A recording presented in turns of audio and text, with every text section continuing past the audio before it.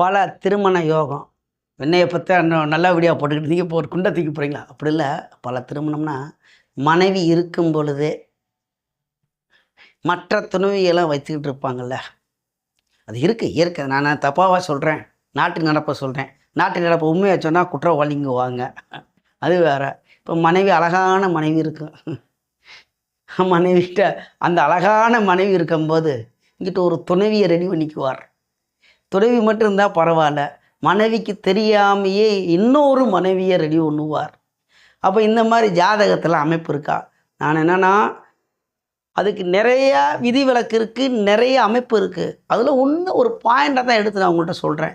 அப்படின்ற உடனே நம்ம ஜாதகத்தை உத்து பார்த்துட்டேன். இந்த பெண்கள்லாம் என்ன செய்வாங்கன்னா, அவங்க கணவர் ஜாதகத்தை எடுத்து இந்த ஜோதிடர் ஐயா, இந்த ஞான ஒளி ஜோதிடர் சொன்னார், இந்த அமைப்பு இருக்குன்னு நினச்சேன். அவர் சொல்ல, இவன் பார்த்தியா அந்த பெண்ணோட தொடரை வச்சிருக்கான்னு சந்தேகப்பட்டு கணவரை சண்டைக்கு போட வேணாம், அதுவும் சொல்லிடுறேன். சரிங்களா? அப்போ அதுக்கு அமைப்பு என்ன? பயமாக வேறு இருக்குது, சண்டை போட்டுருவீங்களான்னு. அது நிறைய விதி விலக்கு இருக்குது, அது சொல்லிடுறேன். இப்போ நான் ஒரு விதியை சொல்கிறேன்னா, அங்கே இயற்கை சுபர், கிரகங்கள் வலுவான சிரிச்சு தான் நல்லது கெட்டது நடக்கும். சரிங்களா?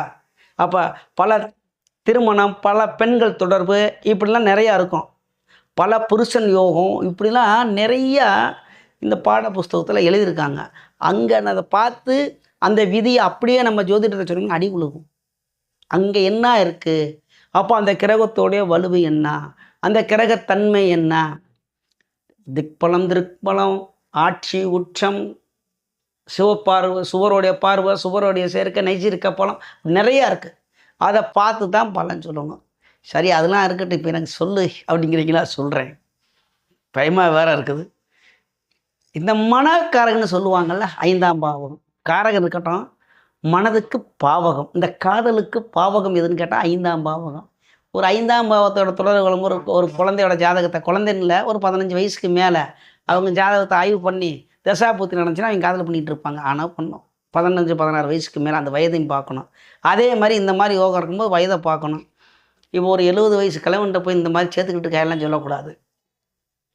5ஆம் பாவகத்தில் சூரியனும் குருவும் இருக்கும்போது 2 தலைமை கிரகம் அங்கே இருக்கும்போது அவர் தான் பெரியவராக இருப்பார். என்ன வச்சாலும் யார் எவனு கேட்கக்கூடாது அப்படின்னு. அப்படி இருக்கும்போது சுபர் தொடர்பு. அப்போ சுபருங்கும்போது சூரியனுக்கு நேர் எதிராக சந்திரன் இருக்கும்போது பௌர்ணமி சந்திரன் தொடர்பு கொள்கிறார். அடுத்த சுபர்னாக்கு புதனும் சுக்கிரனும் இனவு பெறணும், அவர்கள் பார்க்க மாட்டாங்க. இனவு வரும்பொழுது இந்த மாதிரி பல திருமண யோகம் இருக்கிறது.